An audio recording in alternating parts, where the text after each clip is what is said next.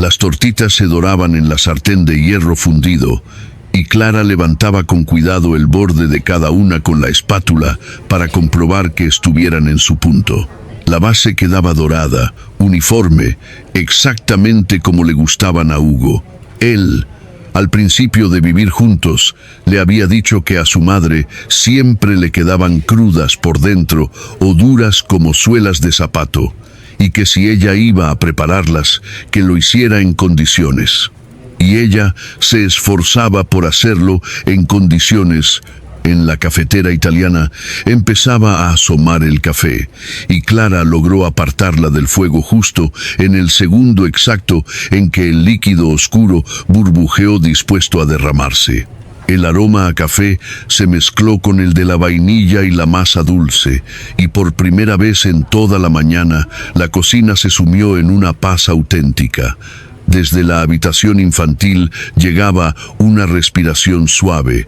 Mateo dormía de lado, con un puñito bajo la mejilla, y Clara, en esos 4 meses, ya se había aprendido su respiración de memoria. Cuando el niño estaba a punto de despertarse, su respiración se volvía un poco más profunda e irregular, como si él mismo aún no supiera si quería levantarse. Ahora el ritmo era constante, tranquilo, y ella por fin podía soltar el aire. Podía terminar de hacer el desayuno, servirle el café a su marido, sentarse frente a él y hablar tranquilamente. Eso era lo que Clara tenía planeado.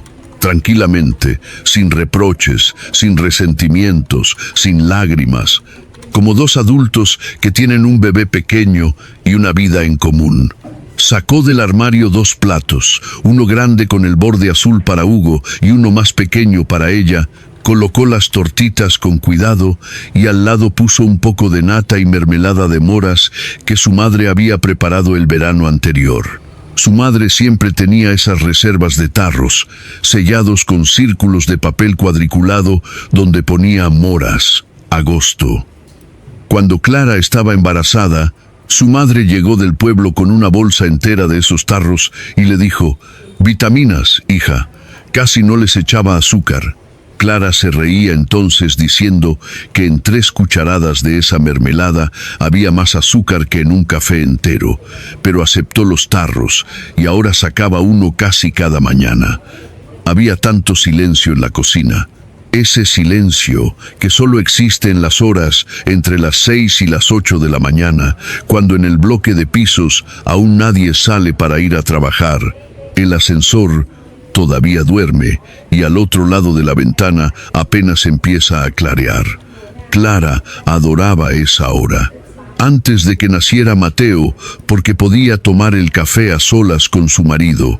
Después del nacimiento, porque en esas horas Mateo solía dormir y ella podía ser simplemente ella misma. Ni madre, ni esposa, ni una mujer agotada, sino solo Clara. De 32 años, con una bata de margaritas descoloridas, el pelo recogido en una coleta y una taza caliente entre las manos. Puso la taza de Hugo frente a su sitio. Antes tenían la costumbre de desayunar juntos frente a frente, y a Hugo le gustaba contar algo gracioso sobre el trabajo, sobre sus compañeros o sobre las reuniones absurdas. Clara escuchaba, se reía, y a veces le servía un poco más de comida. Ahora esa costumbre había desaparecido. Hugo solía comer de pie, mirando el móvil, o directamente decía que ya picaría algo en el coche. Cogía el termo y se marchaba. Pero hoy Clara había decidido que las cosas serían como antes. Al menos iba a intentarlo. Arregló el paño que colgaba del tirador del horno. Era un paño nuevo, blanco, con unas espigas bordadas. Se lo había regalado su madre cuando trajo patatas y aceite del pueblo. «Solo tienes trapos grises, Clara», le había dicho su madre. «Toma, para que la cocina tenga un poco de luz». Clara lo colgó enseguida, y la verdad es que el ambiente parecía haberse iluminado un poco. Solo que eso no solucionaba el problema principal. En esa casa seguía haciendo frío. No por la temperatura, sino de otra manera. Pensaba en ello ahora, mientras removía el azúcar en su taza con la cuchara. Pensaba y trataba de no pensar. Esos dos movimientos ocurrían en su interior al mismo tiempo. Antes de dar a luz, estaba segura de que en cuanto naciera su hijo, todo se volvería cálido. Ella y Hugo habían esperado a ese niño durante mucho tiempo, casi 3 años. Al principio simplemente no ocurría. Luego empezaron a ir a los médicos, a hacerse pruebas, y después hubo un intento fallido del que jamás volvieron a hablar en voz alta. Y luego vio las 2 rayas. Y Hugo al principio no se lo creyó. Le pidió que repitiera la prueba, luego otra, y después bajó a comprar una quinta a la farmacia de la calle y se quedó sentado en el pasillo. Esperó a que ella saliera, y cuando salió, se sentó en el suelo del recibidor y dijo en voz muy baja: «Clara, es verdad». Ella asintió. Él apoyó la frente contra el vientre de su mujer, donde todavía no se escuchaba nada, y lloró. Hugo, en realidad, no lloraba nunca. Luego, él mismo se reía y decía que las hormonas se le habían contagiado por el aire. A las ecografías iban juntos, todas y cada una de las veces. Hugo le cogía la mano, miraba la pantalla como quien mira un milagro, y luego, durante todo el trayecto hasta el coche, repetía: «¿Has visto el corazón? Yo he visto el corazón». Tardaron en elegir el nombre. Hugo quería Arturo, en honor a su abuelo. Clara quería Diego, simplemente porque le gustaba. Discutieron casi hasta el parto, y al final, cuando nació, eligieron Mateo en el mismo hospital, cuando Clara, aún con las manos temblando de cansancio, miró aquella carita roja y arrugada y dijo: «Es un Mateo». Hugo estaba a su lado con la bata verde que le habían dado y un gorro ridículo, y asintió. Tenía los ojos desorientados y felices, como los de alguien que de repente consigue algo por lo que ha luchado mucho tiempo. Susurró: «Te lo prometo, Clara. Ahora vamos a empezar una vida como nadie ha tenido jamás». Y una nueva vida empezó de verdad, solo que no la que ella se imaginaba. Hugo aguantó una semana, quizá un poco más. Al principio todo era como debía ser. Traía pañales, bajaba corriendo a por leche de fórmula, le hacía fotos a su hijo durmiendo y se las mandaba a su madre con el texto: «Tu nieto». Y luego empezaron las noches. Mateo se despertaba cada 2 horas, a veces más. Clara se levantaba, le daba de comer, le cambiaba la ropa, lo acunaba. Al principio, Hugo también se levantaba, luego dejó de hacerlo. Ella misma se lo dijo: «Duerme, tienes que trabajar». Después él empezó a despertarse de mal humor. Decía que no le daba la cabeza para pensar, que así era imposible rendir en la oficina. Luego empezó a dormir en el salón, para que al menos uno de los dos estuviera descansado. Sonaba razonable, solo que cada vez había más cosas razonables y menos presencia de Hugo en la vida de ella y de Mateo. Empezó a llegar tarde. Primero 1 hora, luego 2. Después llegaba cuando el niño ya estaba dormido. Decía que estaba saturado en el trabajo. Clara le creía. De verdad estaba pasando por una época complicada. Algo sobre un proyecto, algo sobre unos bonos. Ella no profundizaba. Luego empezó a salir con sus compañeros después del trabajo. Eran 2, Javier y Marcos. Ella los conocía desde hacía años y al principio eso la tranquilizaba. Luego los compañeros desaparecieron de sus historias y solo quedaron reuniones y preguntas evasivas. Y entonces, por primera vez, se descubrió a sí misma sentada sola en la cocina por la noche, dándole el biberón a su hijo, mientras en la ventana del edificio de enfrente brillaba una cocina exactamente igual. Allí también había una mujer, también sola, también con un niño en brazos. Y se sintió mal al pensar que de esas cocinas seguramente había muchísimas. Hugo dejó de tocarla. Al principio Clara pensó que era normal. Después del parto, esas cosas pasan. Lo había leído. La médica le había advertido de que tenía que pasar un tiempo. Pero el tiempo pasaba y él se apartaba cada vez más a menudo. Si ella le ponía la mano en el hombro, él podía dar un respingo como si se hubiera quemado. No lo hacía a propósito. Era un acto reflejo y por eso dolía aún más. Una vez ella le dijo: «Te echo de menos, Hugo». Él respondió: «Estoy cansado, Clara. En esta casa no se puede ni respirar». Esa fue la primera frase de ese tipo. Luego hubo más. «Aquí es imposible trabajar. Aquí es imposible descansar. Aquí huele a pañales». No gritaba. Lo decía con tranquilidad, como de pasada. Y esa cotidianidad daba más miedo que cualquier grito. Y luego apareció en Hugo una cierta ligereza. Una ligereza extraña, ajena, que hacía tiempo que no existía en casa. Podía llegar tarde, pero no agotado, sino como si viniera de una fiesta. Olía a colonia fresca.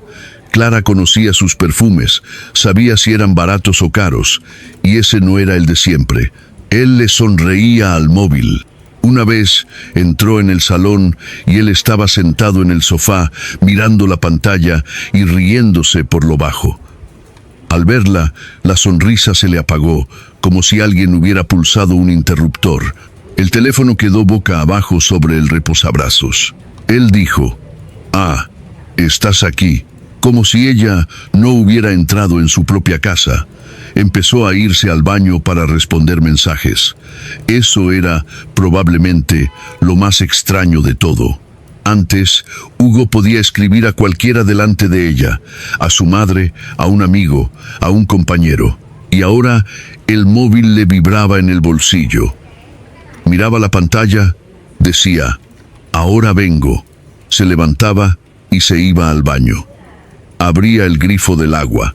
Volvía 10 minutos después, tranquilo, un poco distante, y ya no volvía a mirar el móvil en toda la noche delante de ella. Clara veía todo eso. No era tonta, pero cada vez se decía a sí misma: «Espera, acabas de dar a luz. Son las hormonas. No te inventes cosas. Un hombre no se acostumbra de inmediato a la paternidad.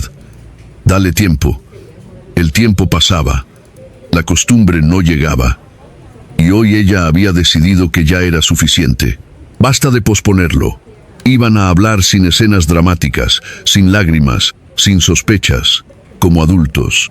Sentarse frente a frente, como antes, y preguntar: «¿Qué te pasa, Hugo? ¿Qué está pasando entre nosotros? ¿A dónde vas por las noches? ¿Por qué no coges a tu hijo en brazos? ¿Por qué me miras como si fuera tu compañera de piso?». Terminó de hacer la última tortita, la pasó al plato y se secó las manos en el paño de las espigas. Desde el pasillo llegó un sonido suave. Hugo salía del baño. Se le oyó mover las perchas, eligiendo una camisa. Clara miró el reloj. -4. Eso significaba que aún tenían unos 20 minutos antes de que él empezara a prepararse de verdad para salir. Y en ese momento vio la tablet.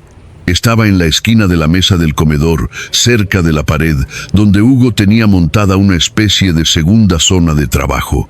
A veces se sentaba allí por las noches con papeles. La tablet estaba con la pantalla negra hacia arriba y en la esquina parpadeaba un icono rojo. Apenas le quedaba batería. Clara la miró como se mira cualquier objeto cotidiano y estuvo a punto de seguir hacia la nevera, pero se detuvo. A Hugo siempre le molestaba que los aparatos se quedaran sin batería, habiendo testigos, como él mismo decía: «Has visto que la luz roja estaba encendida. Tanto te costaba enchufarla». Era una de sus quejas constantes. Clara normalmente respondía: «¿Y yo qué sé si la necesitas ahora o no?». Incluso habían discutido un par de veces por esa tontería doméstica, como discuten las personas cansadas por motivos ridículos que esconden algo mucho más grande. Y ahora, de forma maquinal, para evitarse un reproche por la noche, alargó la mano. El cargador colgaba cerca, en el enchufe del rodapié. Clara se agachó, cogió el cable y levantó la tablet. Estaba caliente por debajo, como si acabaran de usarla, y conectó la clavija.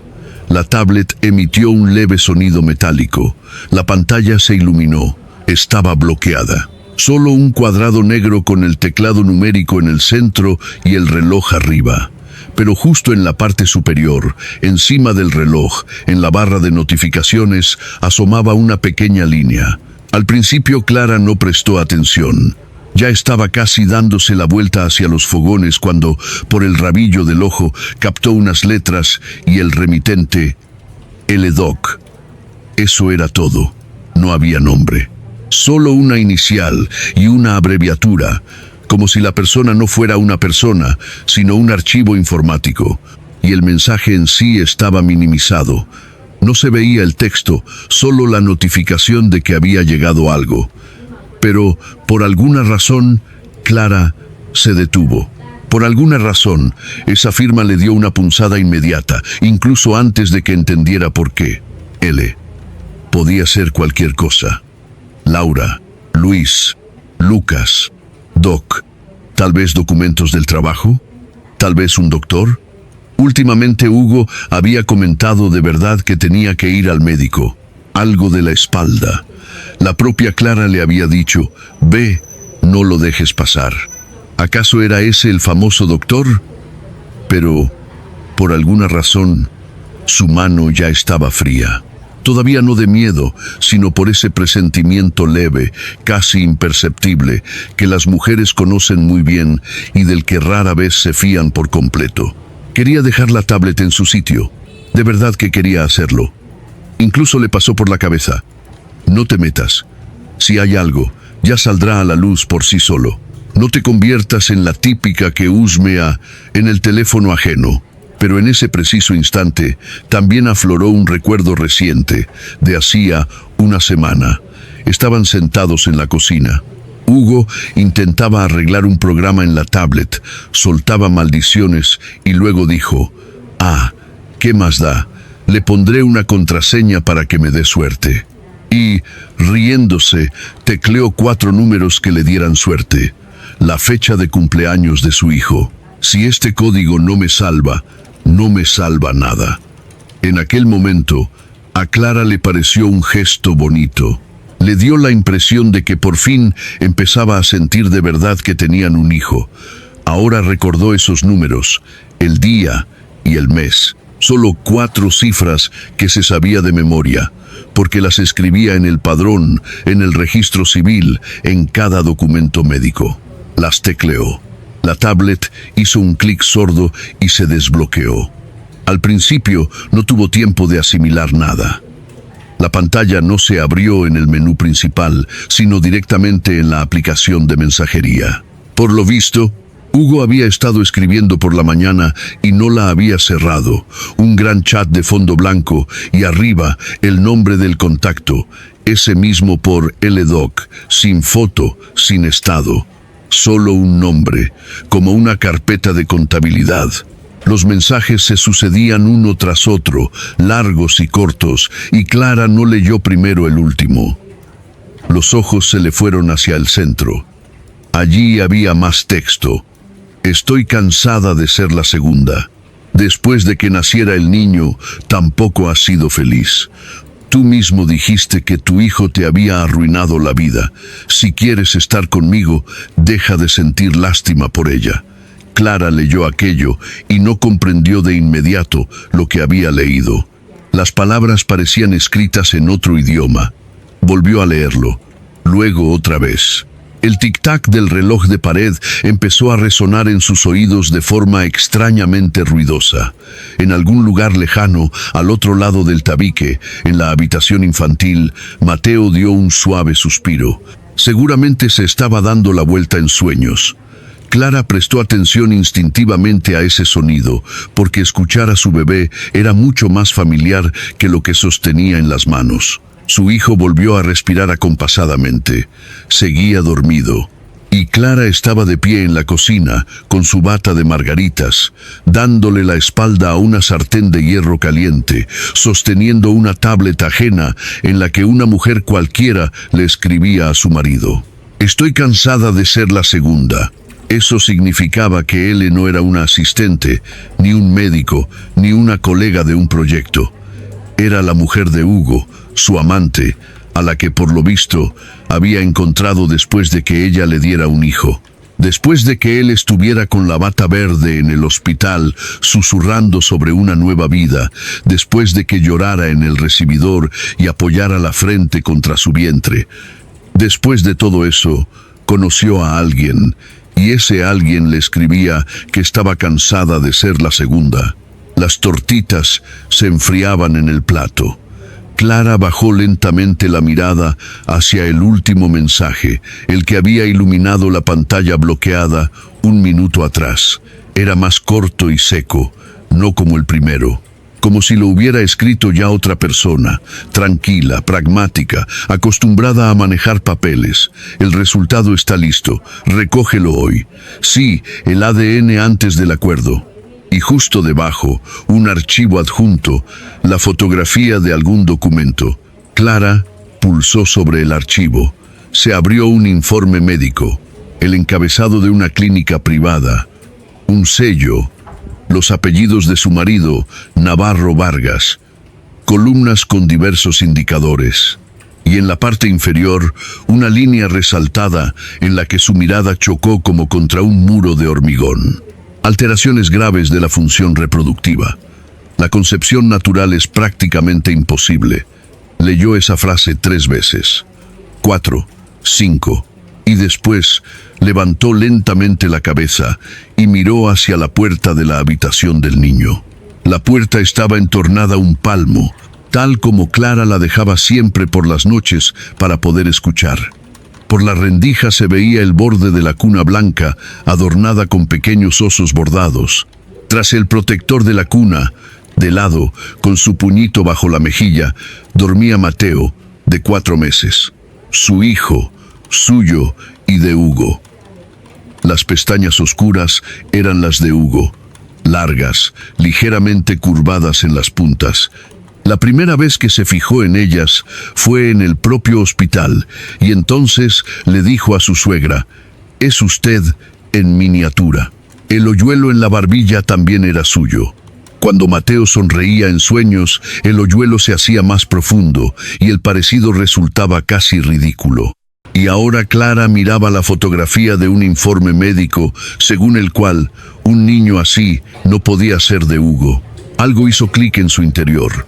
No se rompió, no se hizo añicos, sencillamente hizo clic, como el relé de un aparato viejo que cambia de modo. Si ella hubiera sido otra persona, en otra mañana, en otro estado de ánimo, quizá se habría dejado caer al suelo, se habría puesto a llorar, habría dudado de sí misma, habría empezado a darle vueltas a la cabeza.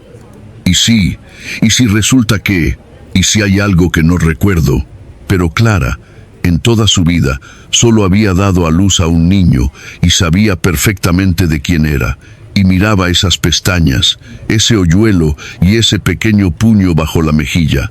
Por eso no creyó en el papel médico, creyó en otra cosa. Hugo y esa Laura estaban orquestando una jugada sucia.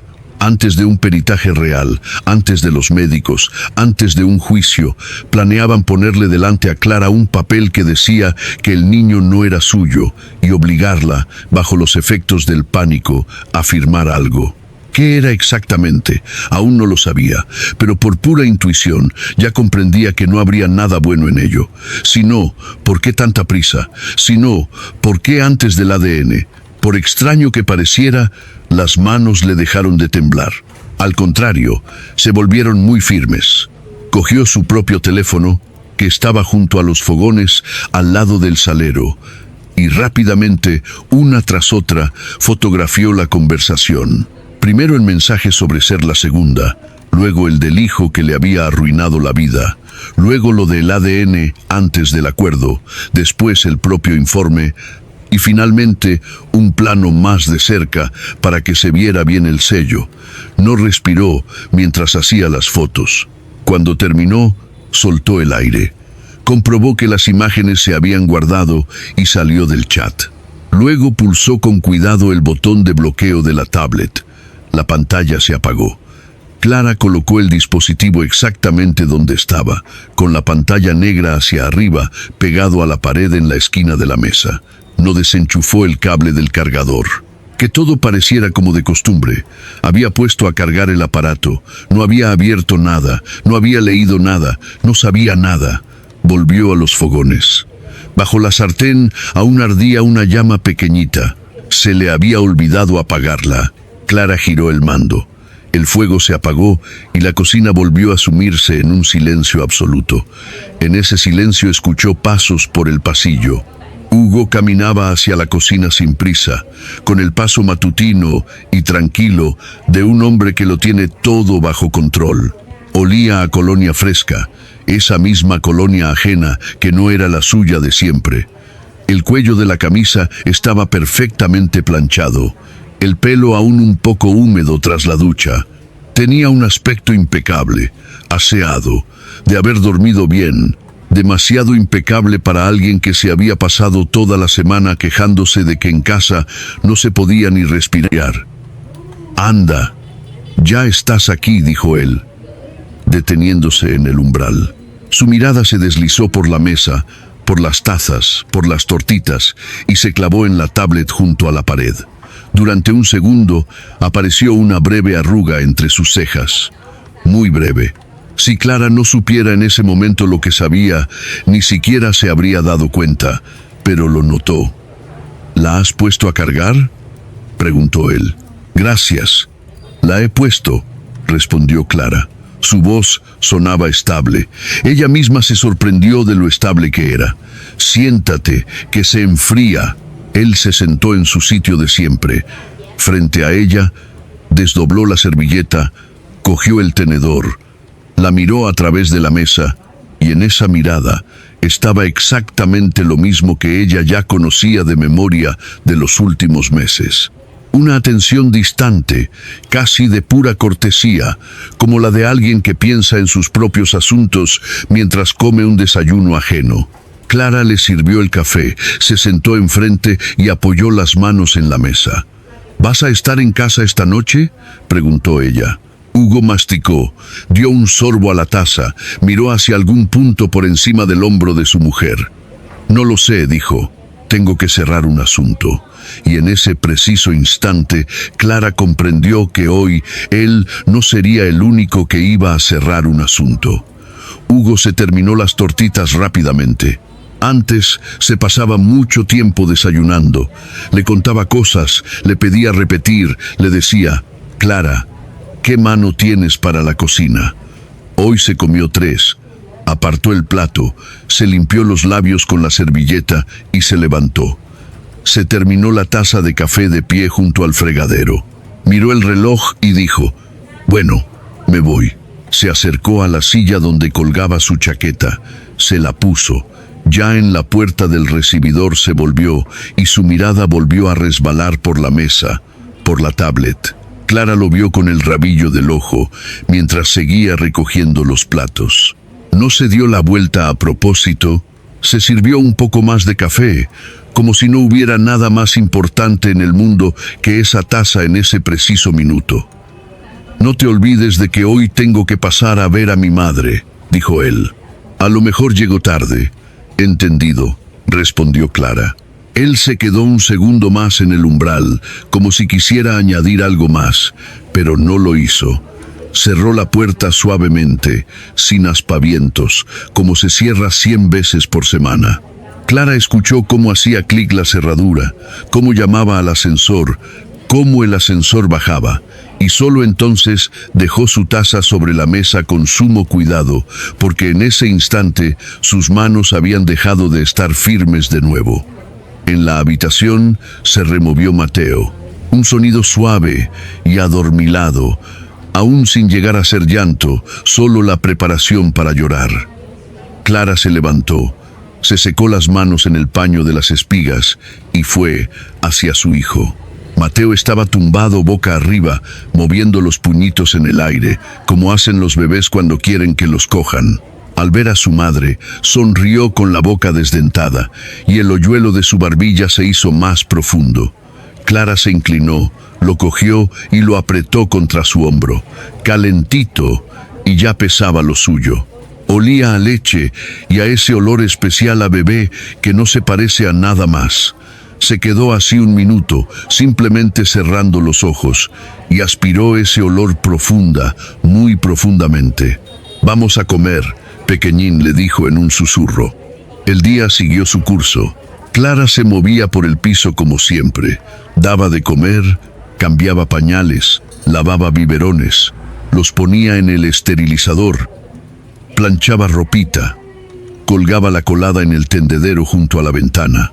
Todo exactamente igual que ayer, que anteayer, que hacía una semana.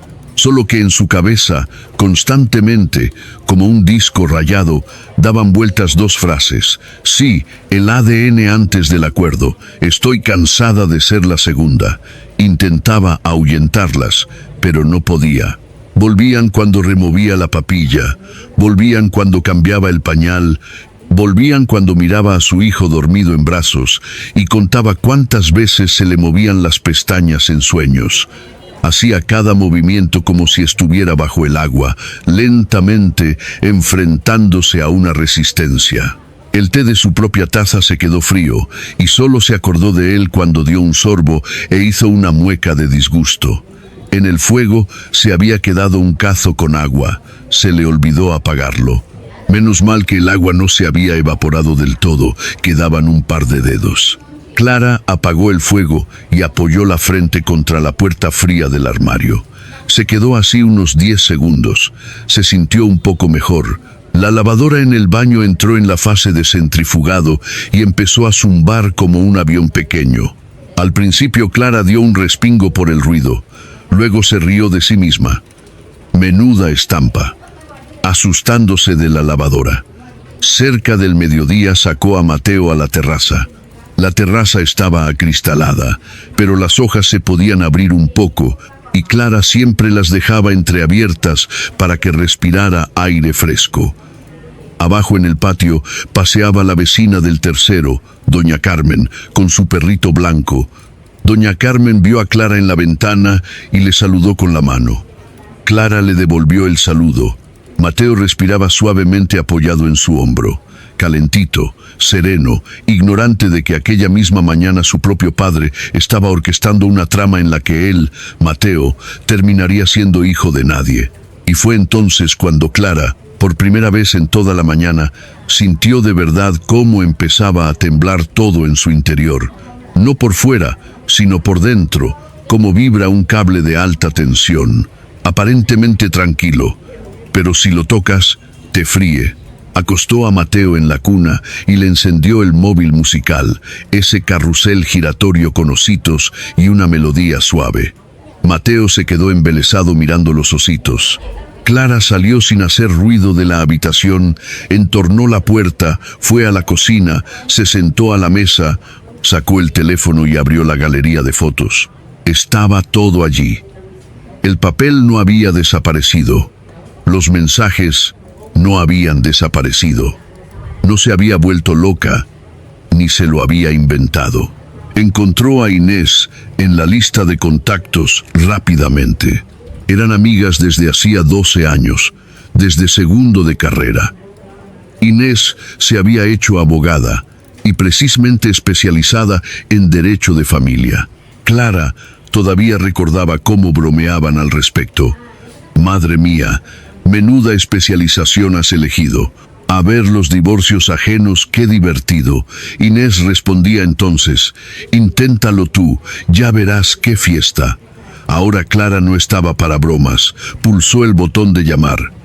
Inés contestó al tercer tono. Hola, cariño, te llamo en 15 minutos, tengo un cliente. ¿Es urgente o no? Clara quiso decir que no era urgente.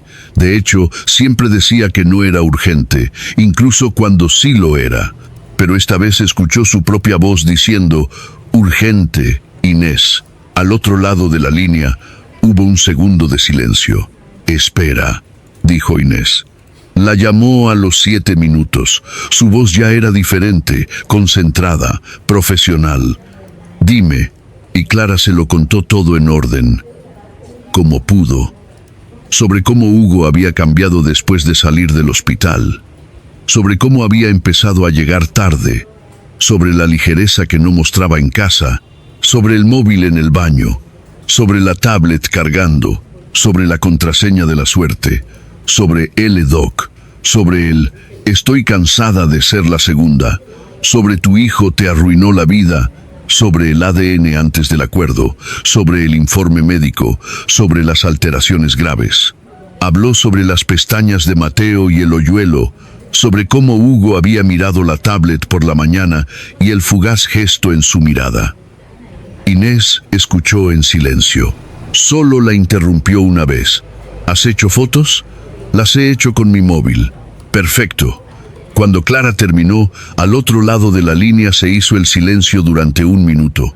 Luego Inés empezó a hablar, despacio, con calma, como se le habla a alguien que está al borde de un precipicio. Clara, escúchame muy atentamente. Te voy a decir ahora varias cosas, y quiero que te las grabes como si te las estuviera dictando en un cuaderno. Te escucho. Primera, un certificado de esterilidad, aunque sea auténtico, no anula la paternidad. ¿Lo entiendes? La esterilidad es una probabilidad, la paternidad es un hecho. Y el hecho solo se demuestra con una prueba de ADN. De ninguna otra manera.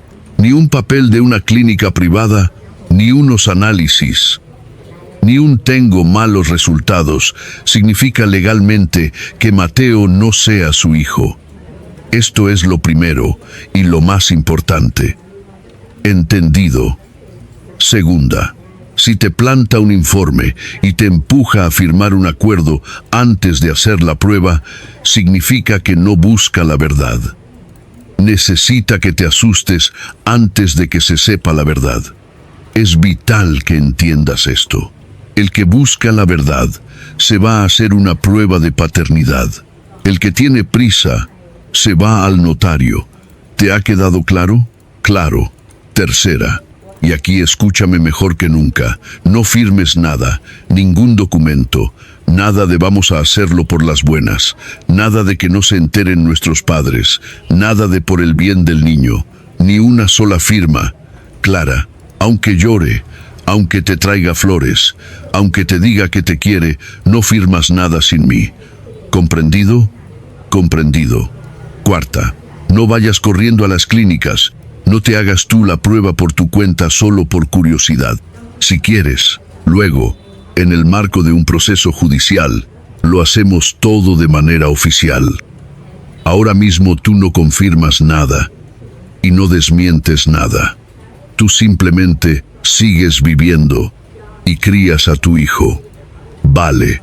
Y quinta, Clara, no le demuestres que sabes algo, no le montes una escena.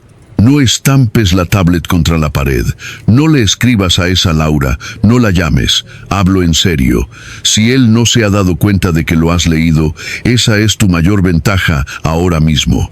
Que siga pensando que estás en la inopia, así actuará con total tranquilidad.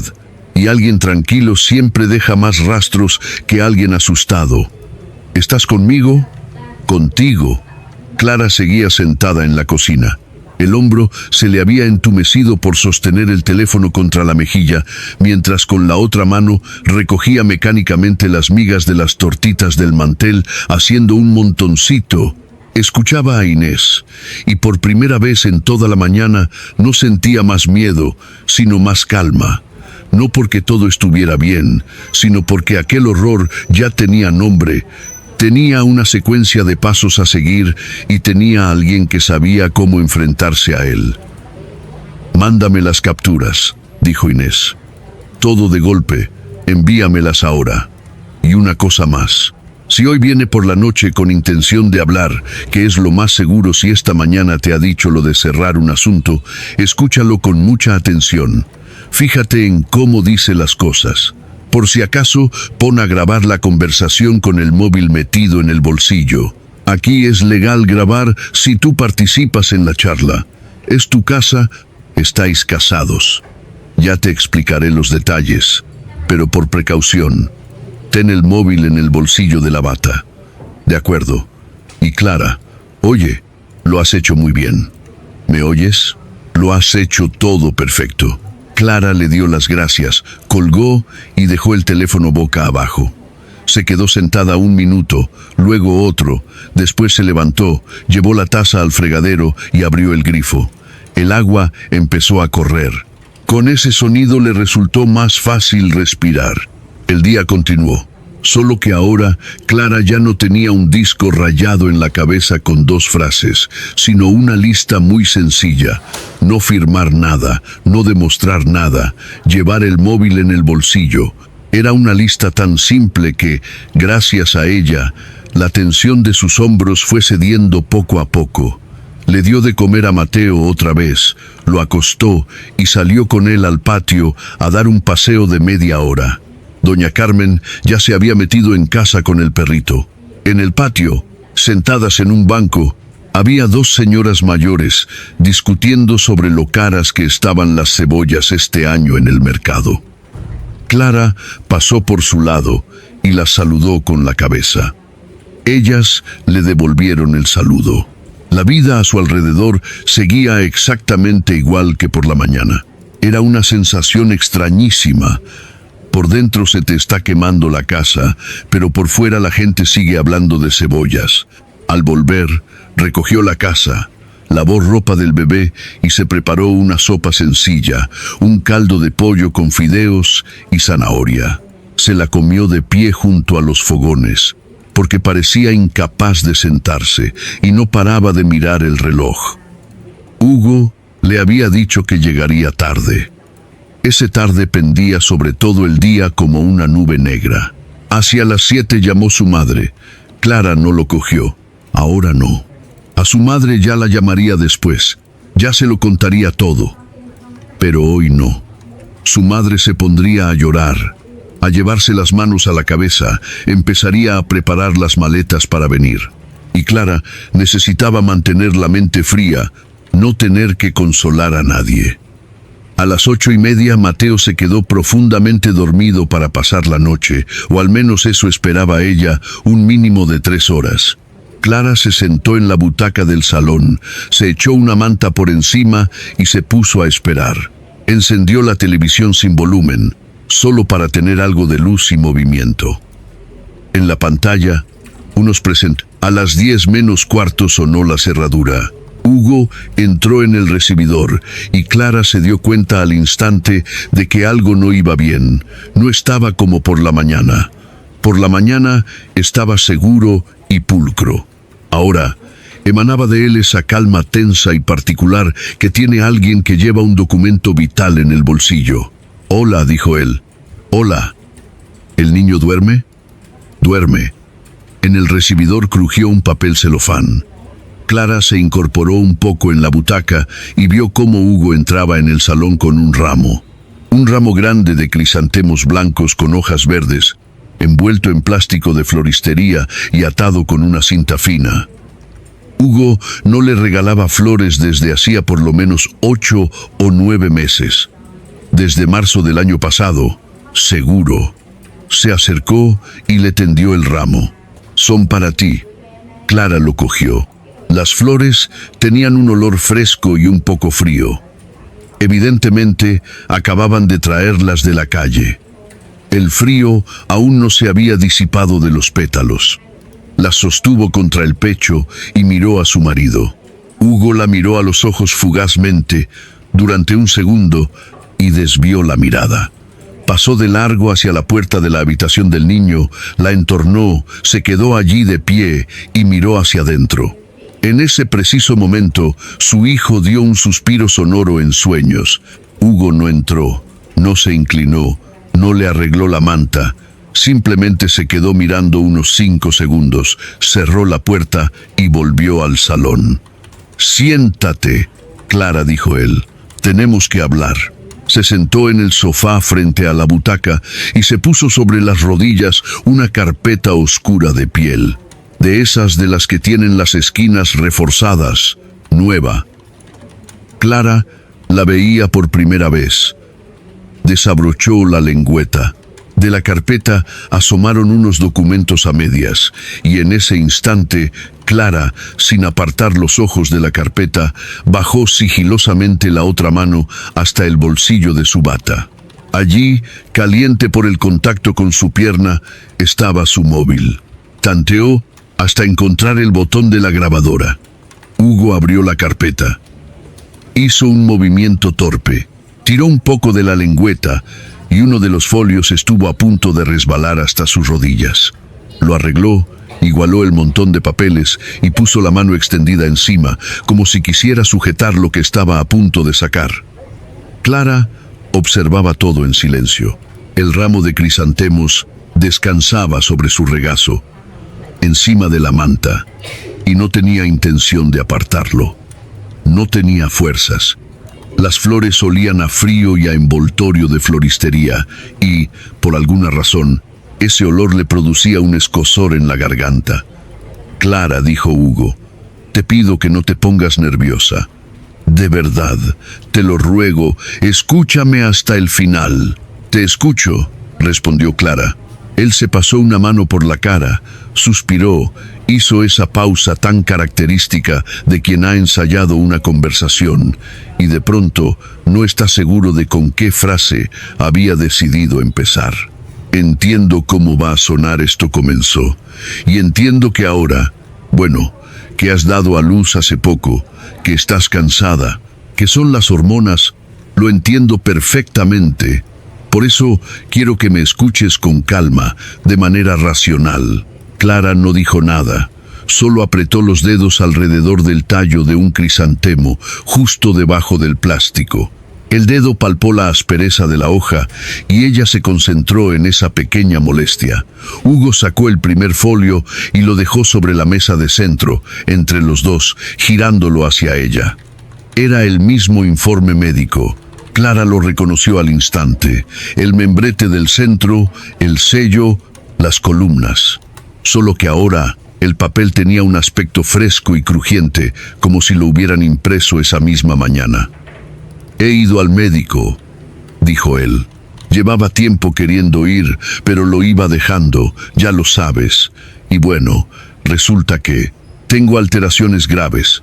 Aquí está todo escrito. Si quieres, léelo. No te voy a tratar como si fueras tonta, Clara. Te lo digo tal cual es.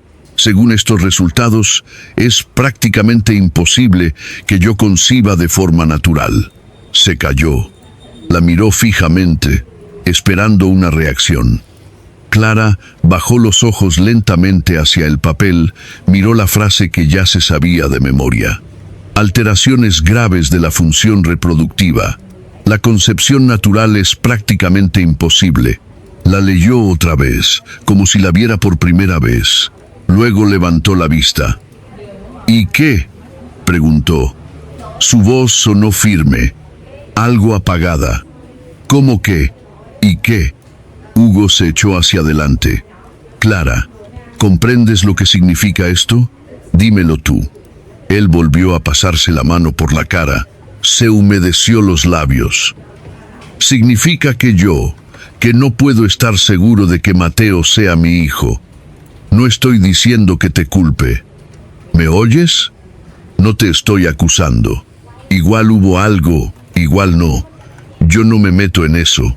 Igual tú misma no lo sabías. Pero los hechos son los hechos. Estos son mis resultados. Y tener un hijo con estos resultados es, cuando menos, cuestionable». Clara lo miraba y no veía a su marido. Veía a un hombre que había memorizado un discurso. Lo veía en la precisión con la que clavaba las pausas. Lo veía en cómo decía, «No te estoy acusando», con la entonación exacta para que esas palabras tuvieran el mayor efecto acusatorio posible. Y lo veía en cómo la palma de su mano seguía presionando la carpeta donde, a todas luces, había algo más. «Hugo», dijo ella, «si tienes dudas, vamos a hacernos una prueba de paternidad». Un análisis de ADN. El rostro de él cambió por un segundo. Fue un instante brevísimo, pero Clara lo captó, como si una sombra le pasara bajo la piel. Luego volvió a recomponerse. «¿Ves?», dijo él. «¿Lo ves? Te he pedido que hablemos con calma, y tú ya saltas con el ADN, buscando un escándalo. Yo no he hablado de escándalos. He dicho ADN. Clara, piensa un poco. Si empezamos ahora con peritajes y pruebas, ya sabes cómo funciona esto. Pasa por el juzgado. Es un juicio. Es hacerlo público. Tus padres se van a enterar. Mis padres se van a enterar. En mi empresa se van a enterar. En la tuya también, en cuanto vuelvas de la baja. A ti te hace falta eso. Que todo el mundo discuta de quién te has quedado embarazada. Me he quedado embarazada de ti. El papel dice otra cosa. El papel no ha parido a nadie, Hugo. Él se cayó, se recostó en el respaldo del sofá, miró al techo y luego volvió a mirarla a ella. Clara, no he venido a hundirte. No estoy aquí para eso. He venido a proponerte una solución civilizada, entre adultos, sin humillaciones, sin juicios, para que tanto tú como yo podamos seguir con nuestras vidas tranquilos. Sacó el segundo documento y lo puso encima del informe. Era el acuerdo. Clara vio el texto impreso, con sus apartados, sus cifras y sus espacios para las firmas. 2 líneas en blanco abajo del todo. «Mira», dijo él, «aquí todo es justo. Yo me quedo con el piso, porque los pagos principales de la hipoteca los he hecho yo. Tú lo sabes. El coche también me lo quedo. Está a mi nombre. A ti, bueno, he pensado en ti. Ahora lo tienes difícil, así que te asigno una cantidad. Mira, aquí lo pone, para los primeros gastos, para que puedas alquilar algo y acomodarte. Y el asunto de la pensión de alimentos del niño. Bueno, aquí hay una cláusula aparte. Lo decidiremos después de que se establezca la paternidad biológica. Si se confirma, me haré cargo. Si no se confirma, bueno, ya me entiendes». Clara miraba el acuerdo y por alguna razón no veía con claridad las letras, sino cómo le palpitaba una vena en el cuello a Hugo. Le latía de forma superficial y rítmica, como un pequeño metrónomo. Tic, tic, tic. Estaba nervioso, muy nervioso. «Sobre todo, no te asustes», dijo él. «Solo es un papel. Vamos al notario. Lo elevamos a público y listo. Y nadie se entera de nada. Ni juicios, ni trapos sucios, discretamente, como personas maduras. Yo ni siquiera iré con Laur». Se cortó a media palabra, parpadeó y rectificó. «Yo ni siquiera voy a meter a mi abogado en esto, si aceptas por las buenas. Lo tramitamos nosotros». Laur. Había estado a punto de decir Laura. Clara lo escuchó y no inmutó un músculo de la cara. Solo apretó aún más el dedo contra la aspereza del tallo bajo el plástico. «¿Y si no firmo?», preguntó ella. «Entonces iremos a juicio, Clara. Entonces habrá pruebas, peritajes, requerimientos. Tus padres se enterarán, los míos también, todo el mundo lo sabrá. ¿A ti te interesa meterte en ese poal con un bebé en brazos, sin trabajo y sin una casa en condiciones?» «Hugo», dijo ella, «¿por qué me estás diciendo todo esto ahora? ¿Qué es esto? Lo de mis padres, lo del trabajo, lo de no tener piso. ¿Estás intentando convencerme para que firme o me estás amenazando?» Él se calló, se quedó mirándola un buen rato y luego dijo en voz más baja, sin la entonación de antes: «Lo que quiero es ayudarte.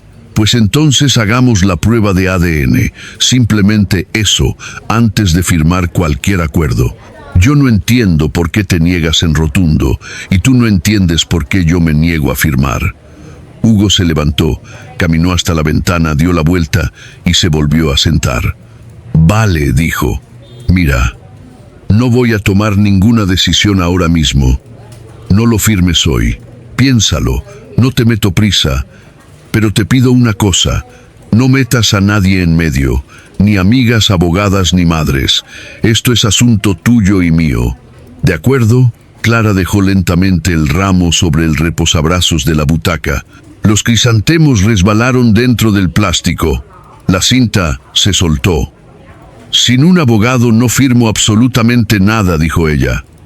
Nada de nada. Hugo cerró la carpeta de golpe, con tal brusquedad que Clara se sobresaltó. Su rostro, por primera vez en toda la noche, perdió de verdad cualquier rastro de amabilidad. Un lamparón rojo le afloró en el pómulo. «O sea, que has decidido ir a la guerra», no respondió Clara. «He decidido no regalar mi vida por un papel que te ha pasado tu amante». En el salón se hizo un silencio absoluto, tan denso que Clara pudo oír cómo goteaba el grifo en la cocina. Hugo se quedó pálido. Fue cuestión de un segundo, fugaz como un flash, pero ella lo captó de lleno. La vena de su cuello dio un salto, el labio inferior se quedó paralizado y por sus ojos cruzó la expresión exacta de quien acaba de comprender que lo han descubierto. Un segundo después, volvió a recuperar la compostura, pero Clara ya lo había visto. «¿De qué me estás hablando?», balbuceó él. «¿Qué amante ni qué niño muerto? ¿Te oyes las barbaridades que dices?» «Me oigo». «Tienes depresión posparto, Clara. Vete a que te miren». «De acuerdo. Y tú vete al notario. Solo. Porque sin mi abogada, yo no piso ese despacho». Él se levantó de un salto y agarró la carpeta. El ramo, abandonado en la butaca, ni siquiera le mereció una mirada. Se dirigió al pasillo. Un segundo después, se le oyó entrar en el baño y cerrar la puerta tras de sí. Abrió el grifo del agua. Instantes después, por encima del ruido del agua, se coló su voz ahogada, acelerada, histérica. No se distinguían las palabras, pero Clara no necesitaba oírlas para saber a quién estaba llamando. Se levantó en silencio de la butaca, caminó hacia la puerta del baño y se detuvo a 3 pasos, no más cerca. Agudizó el oído. Oía perfectamente. No sé cómo, pero no ha afirmado que no. Que se lo he dicho bien. A ella sola se le ha metido en la cabeza. Que no podemos ir a por el ADN, ¿no lo entiendes? No, porque entonces se cae todo el teatro. Hay que ir corriendo mañana al notario. Yo la convenzo. Clara retrocedió, regresó en silencio al salón, se volvió a sentar en la butaca, se tapó con la manta y sacó el móvil del bolsillo. La grabadora seguía funcionando. El circulito rojo parpadeaba en la pantalla. Detuvo la grabación, le puso nombre al archivo y guardó el teléfono. Por la mañana, Hugo se marchó temprano, sin desayunar. No cruzaron palabra. Solo en el recibidor, mientras salía, dijo por encima del hombro: «Esta noche te digo lo del notario». Y se fue. Apenas hizo clic la cerradura, Clara volvió a llamar a Inés.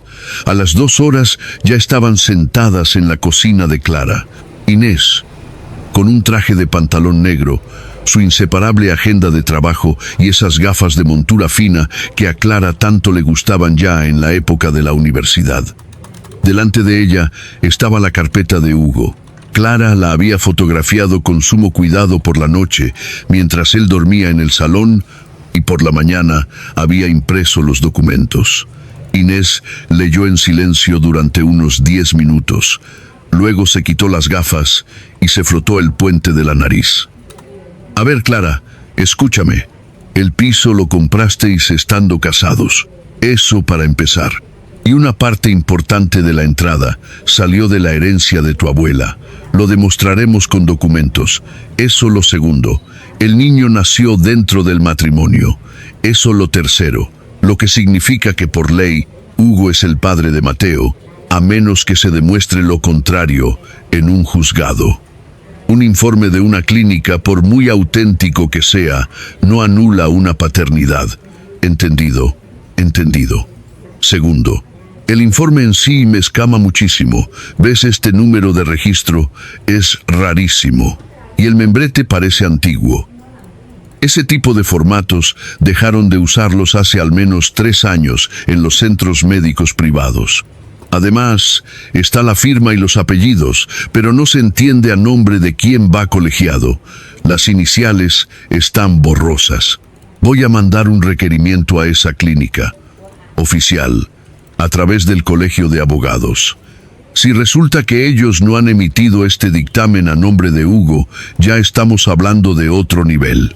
Estaríamos ante un delito de falsedad documental. ¿Crees que lo ha falsificado ella misma? Yo todavía no creo nada. Mando el requerimiento. Creeré cosas cuando me contesten. Inés cerró la carpeta. Tercero y fundamental. Clara, no te dediques a ir a laboratorios privados. No te hagas tú la prueba de ADN por tu cuenta, solo por la vía oficial, a través del juzgado, o cualquier papelucho que saques no servirá para nada.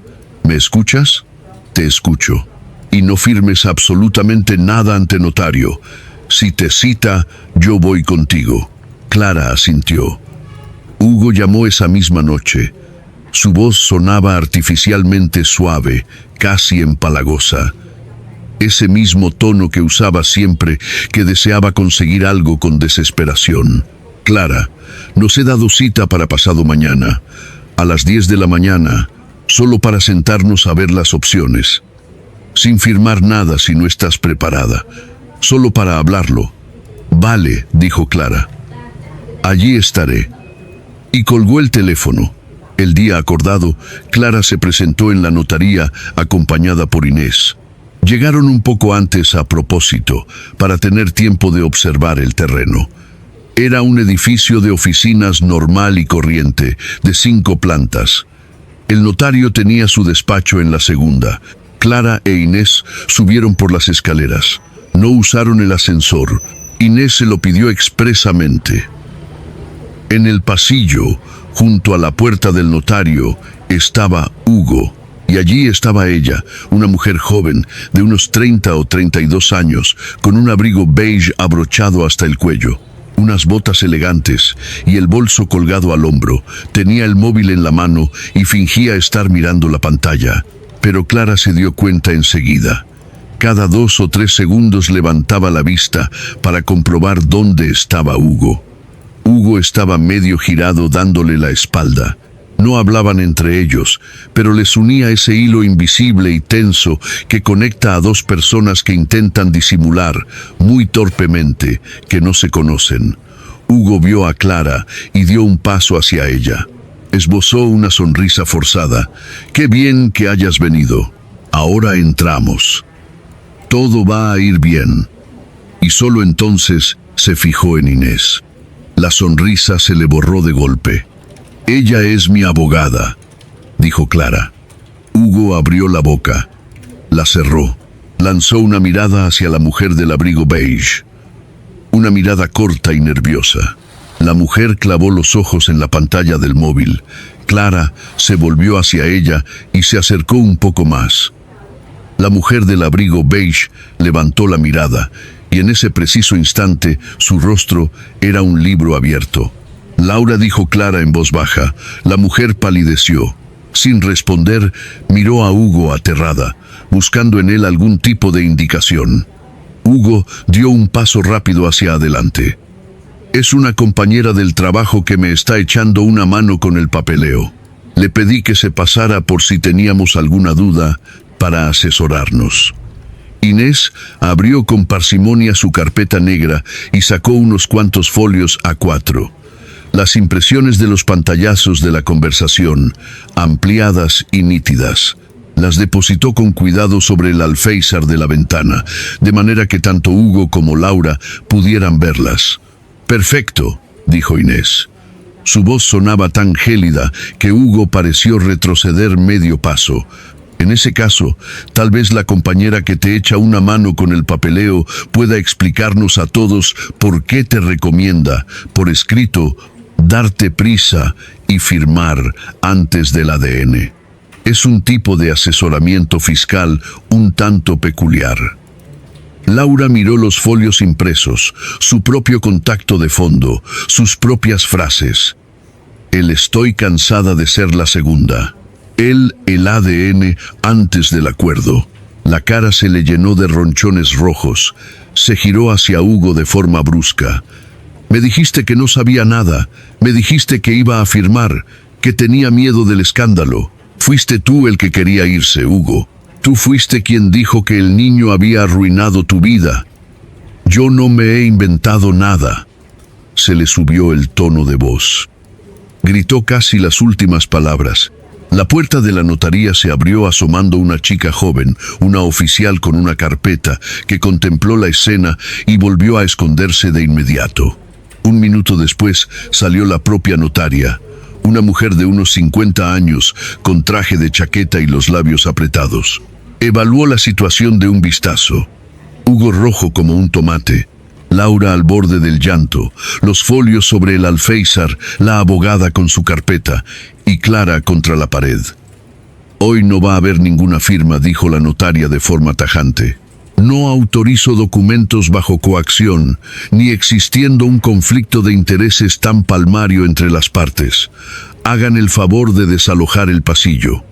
Hugo intentó balbucear algo. La notaria levantó la mano y cerró la puerta.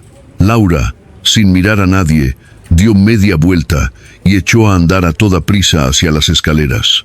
El sonido de sus tacones se perdió en la planta inferior. Hugo alcanzó a Clara en la puerta del edificio y la agarró por la manga del abrigo. ¡Clara! ¡Clara! ¡Escúchame! ¡Ha sido ella! Ella me comió la cabeza. Tienes que creerme. Con lo de Mateo, yo estaba fuera de mí. No sabía lo que hacía, me lavó el cerebro. Clara se soltó la manga, tranquilamente, sin dar tirones. Hugo dijo, no estabas fuera de ti, estabas en tus plenas facultades cuando te buscaste una amante, cuando encargaste ese certificado falso, cuando redactaste el acuerdo de divorcio y cuando pediste hora en el notario. No buscabas la verdad. Buscabas atarme las manos antes de que la verdad saliera a flote. Se dio media vuelta y caminó hacia el coche, donde la esperaba Inés. A su espalda, Hugo seguía soltando excusas, pero Clara ya no le escuchaba. La demanda de divorcio la presentó Clara una semana después. Inés lo redactó todo con precisión quirúrgica. Liquidación de gananciales, atribución del uso de la vivienda, guardia y custodia, y pensión de alimentos. Hugo, en cuanto recibió la notificación del juzgado, llamó primero a su madre. Su madre llamó inmediatamente a Clara, sollozando y diciéndole que los dos se habían precipitado, que tenían que pensar en la criatura. Clara la escuchó con paciencia, no dio explicaciones, y se limitó a decirle, Teresa, pregúntele a su hijo por el informe médico y por una tal Laura. Después, si quiere, hablamos. Su suegra se quedó muda y no volvió a llamar. El propio Hugo se comportó exactamente como Inés había pronosticado. Primero, amenazó con impugnar la paternidad hasta llegar al Tribunal Supremo. Luego, intentó dilatar el proceso alegando que le faltaban papeles. Y más tarde, empezó a pedir suspensiones de vistas por motivos médicos. Después, de repente, cambió de táctica y empezó a interpretar el papel de víctima. Le escribía mensajes larguísimos diciendo que él también tenía corazón, que nadie comprendía su sufrimiento y que Clara estaba destruyendo a una familia por culpa de unas sospechas infundadas. Clara no respondía. Le reenviaba todos los mensajes a Inés. Su amiga los iba archivando en una carpeta especial.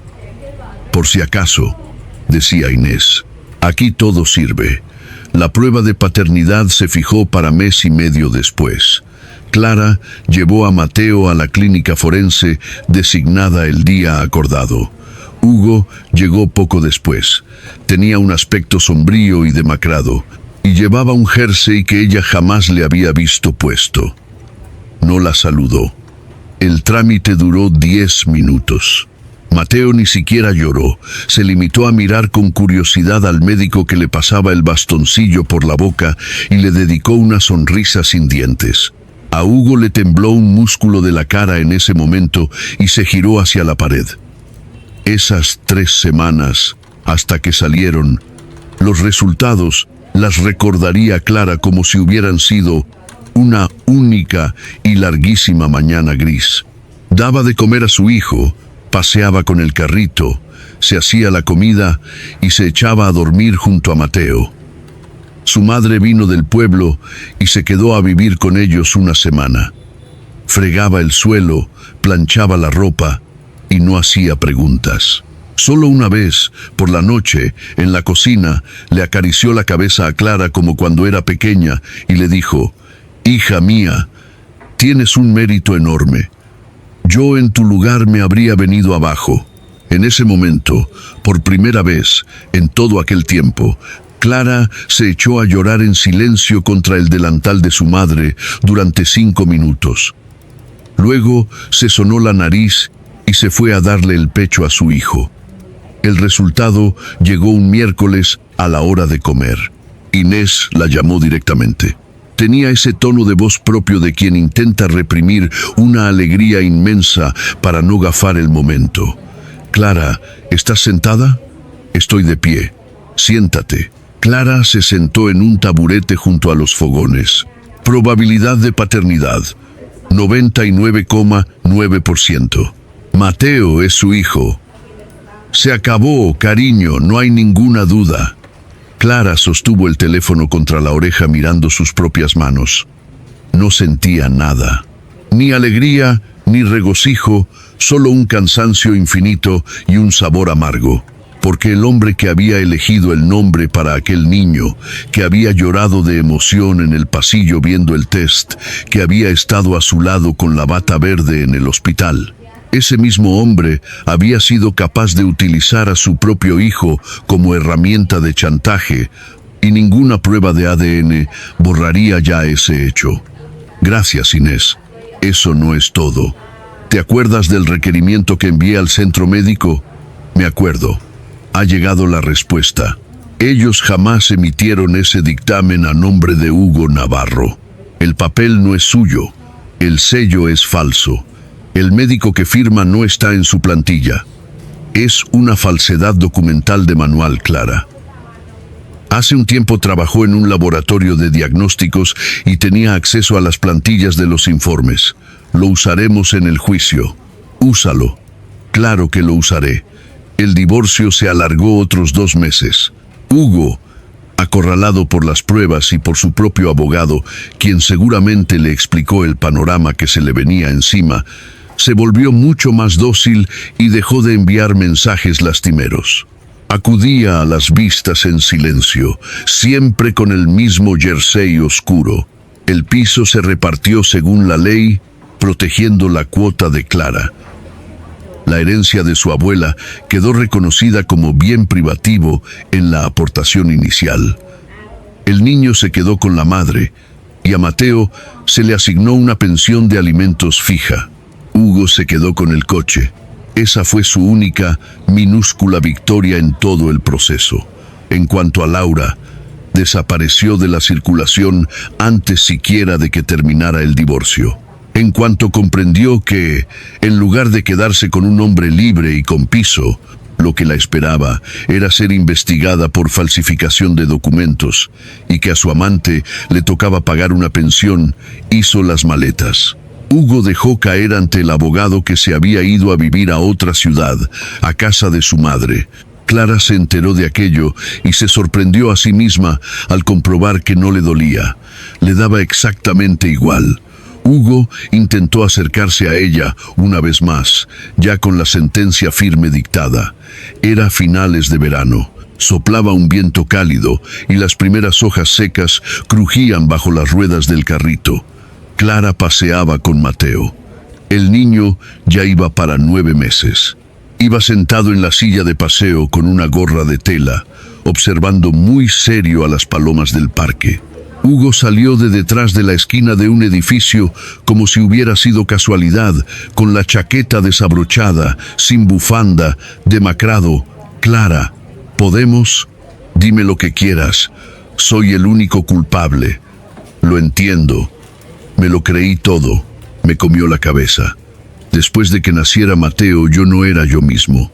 Me sentía apartado. No sabía qué hacer. Perdí el norte. Clara se inclinó sobre el carrito y le colocó bien la gorrita a Mateo. Su hijo le agarró un dedo con fuerza, con toda la mano, con firmeza. Ella se enderezó.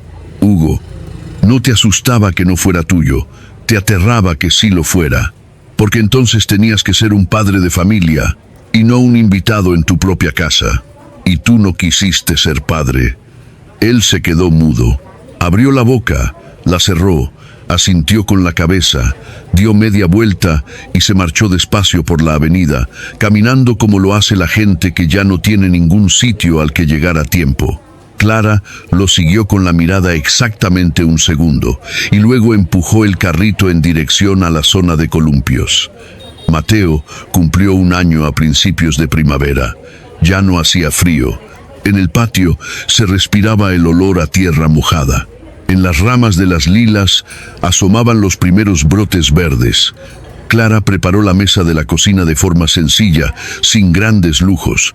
Un pollo asado al horno, una ensalada mixta, el bizcocho casero de limón de su madre y una pequeña tarta con una única vela en el centro.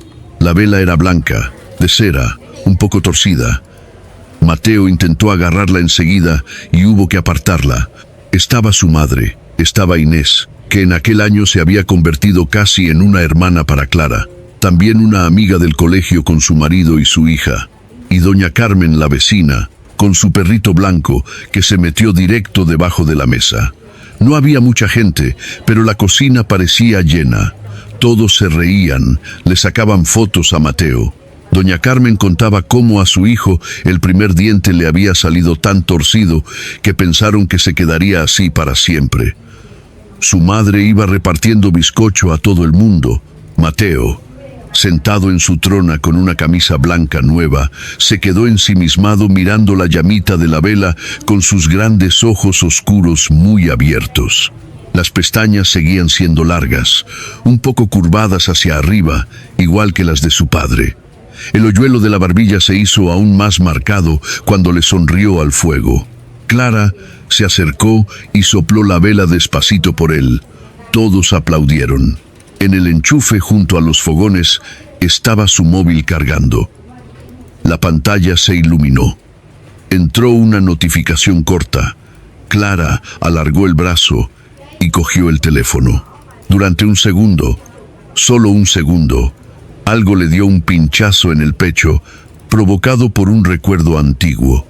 De la misma manera, se había iluminado una vez una tablet ajena en esa misma cocina. El mensaje era un aviso automático de la sede electrónica de la Administración de Justicia. La resolución judicial ha adquirido firmeza. El procedimiento se da por finalizado. Un texto oficial, aséptico, sin felicitaciones de ningún tipo. Clara lo leyó. Apagó la pantalla, dejó el teléfono en la encimera boca abajo y levantó la vista. En ese instante, Mateo le tendió su mano regordeta, embadurnada de papilla de plátano. Una mano caliente, diminuta y absolutamente llena de vida. Clara se inclinó y lo cogió en brazos. Hubo un tiempo en el que un simple mensaje en una pantalla ajena estuvo a punto de destruirle la vida.